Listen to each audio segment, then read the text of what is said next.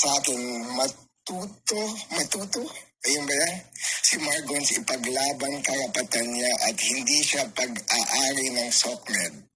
Need niya ang respect. Kaya pagsabihan mo sa mga side mo, tigilan na nila si Margons. Hindi ko maintindihan yan.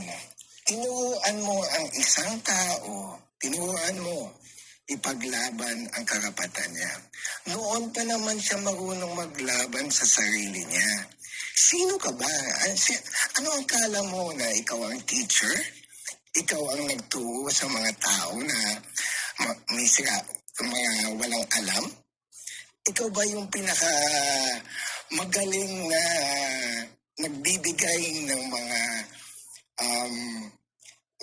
kaaralan para ipaglaban ng isang sarili? Noon pa siya marunong maglaban. Pinakilala ko siya, I entrusted you.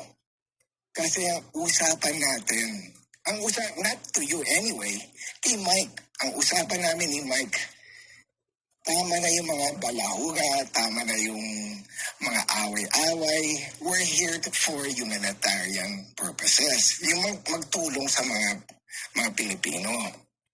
This was last year. Ang lumalabas, ang tanga mo. Ang tanga mo talaga. Kaya naano ko, ang mali ko, na I entrusted you to be her guide. Parang magbigyan mo siya ng guidance. Mali pala ako. Inaamin ko nagkamali ako. Kasi ikaw ang nagsabi, ikaw nagturo sa kanya na maging balahura. Mag-isip ka naman. Pag binabalahura mo isang tao, mga tao, babalahurain ka din. It's the same thing. Pag mumurahin mo ang isang tao, pag ilalaban nila din ang isang tao, ang ipaglalaban nila ang sarili nila, I don't think yan ang tinuro mo. Tinuro mo maging attack dog mo eh. Yan ang nakikita ko. Ayan din ang nakikita ng mga ibang tao. Ginawa mo siyang attack dog mo. Hindi siya ganon. Sana naman, pag marunong ka talaga magturo ng tao, ng morals, turuan mo ng mabuti. Hindi ganyan. Ipaglaban ang sarili niya. She knows. She knows how to defend herself. Hindi defensive ang mga salita niya eh. So yan ang yan ang reply ko dito sa'yo. Kailan niya pinadala to? Beach. Todo, baka hindi ko matandaan eh. Yun yung pag-apit mo ko yun, tapos parang nag-ano ka ng statement yata kagabi doon kala Tita Cynthia doon sa channel nila. Makit ka ba doon, Paul? Ewan ko. Parang siguro nabigo siya dahil akala niya may chance, gano'n. Pagka may chance, maanggihan siya. Hindi siya maanggihan eh. Di ba? Wala naman akong sa kanila. Wala akong kay Joanne, wala akong kay Mike, wala akong pakalam. Totoo naman, wala talaga akong pakalam sa kanya. Pero i-address niya kung anong pakalam ko kung siya matuto, dahil sa akin, matuto.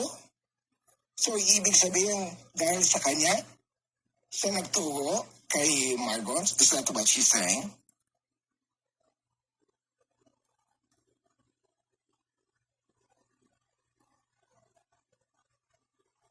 Hindi ko maintindihan eh. Pero pagkabasa ko niyan, hindi ko maintindihan. Sinasabi niya siya daw nagturo kay Margons. No, I don't think so. Masyadong nagturo Oo. At saka pagsabihan mo mga side mo, sino ka? Uy, ikaw utusan ko. ikaw magano, gawin mo. Hindi ako utusan ha. Hindi ako chimay mo. Hindi ako chimay. Ikaw ang chimay. No, mali yun.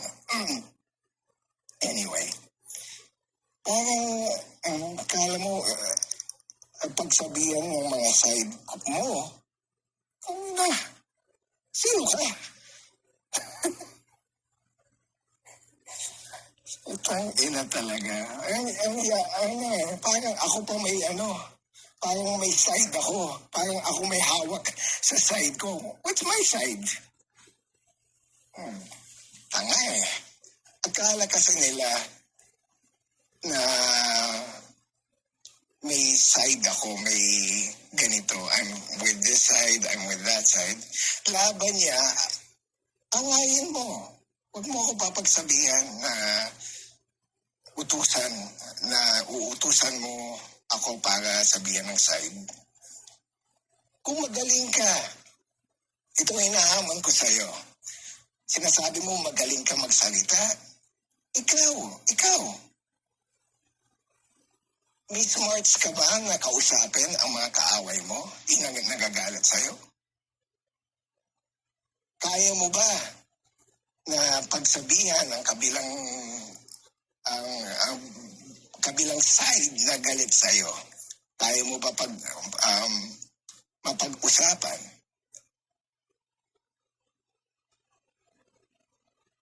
Kaya huwag kang mag-utos. Do it yourself.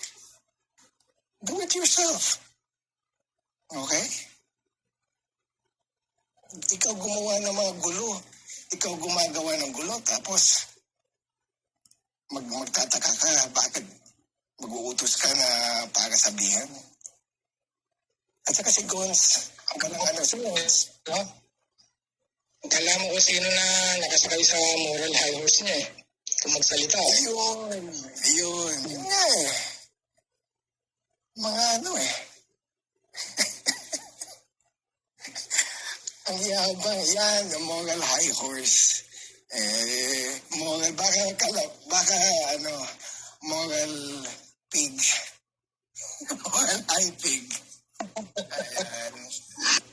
Alright, yun lang. Thank you for allowing me to come up again. Okay, thank you. Thank you to all.